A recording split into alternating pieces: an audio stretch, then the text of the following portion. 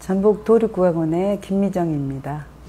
어렸을 때는 이제 음악을 좋아했지만 이제 고향이 섬이다 보니까 그 문화 혜택을 받지 못했어요. 그래서 이제 선생님의 그 추천으로 소리 한번 해보면 어떻겠느냐, 그렇게 해서 그냥 소리를 하게 되었는데, 소리를 하면서도 이제 어찌 보면은 대학을 가기 위함으로 이제 소리를 좋은지 안 좋은지 모르지만은 소리를 하라고 하니까 하는데, 사실 그 전에도 집에서도 사실 반대를 했거든요. 음악을 하면은, 국악을 하면 너 돈이 너무 많이 들고 그래서 누가 뒷받침 해줄 수가 없다. 원래는 고향이 전남이니까 전남 쪽으로 대학을 가야 되는데 못 가게 됐어요. 집에서 반대를 해가지고. 그래서 서울로 도망을 갔어요. 막 집에다 가둬놨는데 그냥 문을 박차고 아빠 돈 훔쳐가지고 돈 7,000원인가 17,000원인가 그 훔쳐가지고 서울로 도망을 갔어요.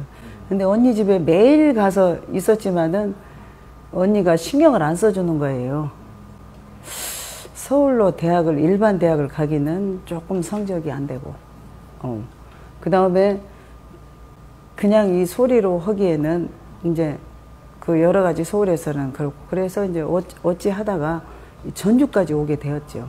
그 전주에서 이제 학교를 전주라는 곳을 그래서 처음 오게 된 거죠.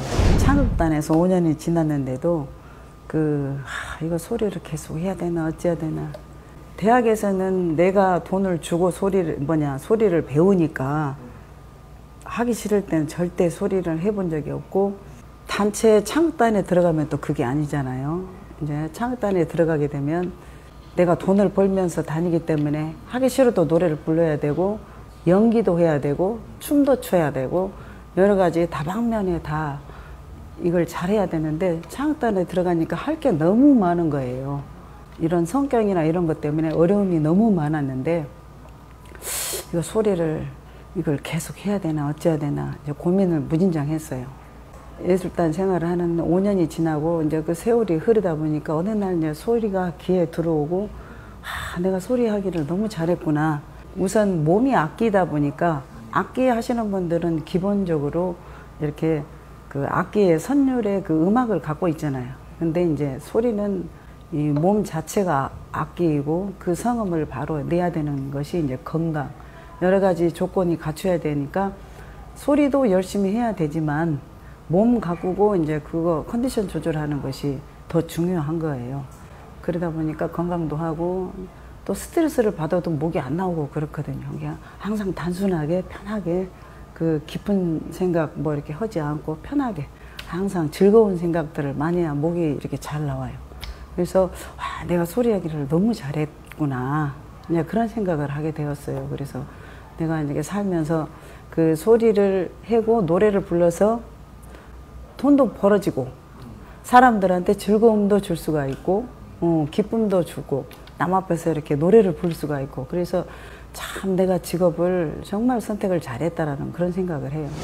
89년도에 졸업을 하고 바로 그 도립창극단에 입단을 하게 되었죠. 그리고 있다가 한 14년 정도 그 창극단 생활을 하다가 98년도에 그 교습으로 민요반 교수로 처음에 왔었어요. 민요반 교수로 이렇게 와서 한 2년 하다가, 민요반 교수로 한 2년 하다가 이게 판소리반으로 오게 되었죠. 제가 배울 때는 너무너무도 어렵고 참 힘들고 그랬었어요. 그래서 힘들다고만 생각을 하고 별로 좋다 막 그런 걸 못 느끼고 해야 되니까 그랬는데, 이제 제가 이제 가르치면서 보니까 이제 내가 배우는구나, 제대로 배우는구나.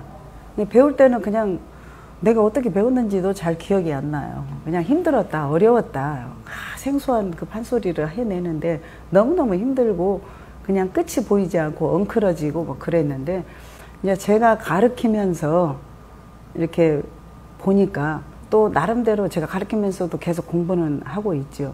근데 이제 가르치면서 학생들한테 제가 배우는 거예요. 학생들한테. 그래서 제가 공부를 하지 않으면 학생들한테 가르칠 수가 없으니까 제가 가르치면서 그 학생들이 이렇게 배우는 거를 보고 이제 중학생들을 가르칠 때, 또 내지는 고등학생들을 가르칠 때, 뭐 초등학생을 가르칠 때, 또 여기는 뭐 대학생도 가르칠 때, 일반인들도 가르칠 때, 이게 다 조금씩 차이가 있어요. 그래서 이제 이렇게 가르쳐서 한 2년, 3년 되면 전공하는 중고등학교 학생들은 그 소리목이 만들어지더라고요. 소리목이 만들어져서.